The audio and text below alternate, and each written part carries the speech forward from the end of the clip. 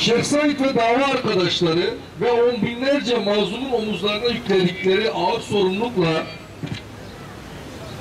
mazlum bir halkın belleğindeki boşluklara cevap bulabilmek için tarihin bu kirli satırlarında istenilen devlet terörünü tüm niteliğiyle anlatabilmek için buradayız.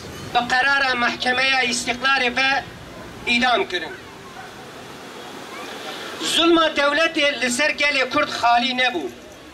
Bi nihaqî, sürgûn, infaz, şewtandina gundan ket dîrokê. Zulma devleta Kemalîst heta sala 2000 dom kir.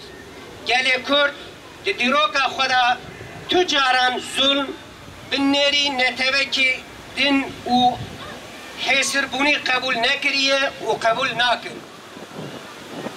Rêber Şeyh Said û hevaldozên wî ji va zulma devletê yan li ser gelê Kurd qebûl nekirine.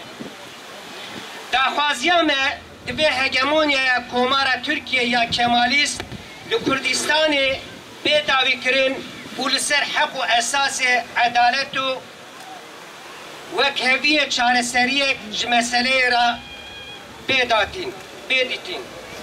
Îro li Tirkiye çerxeke nû dest pê kiriye. Bi heviyeke mezin û bi biryarê em ê hewl û têkoşînê bidin ku ev çerxa nû ji bo gelan bibe dahatiya azadiyê.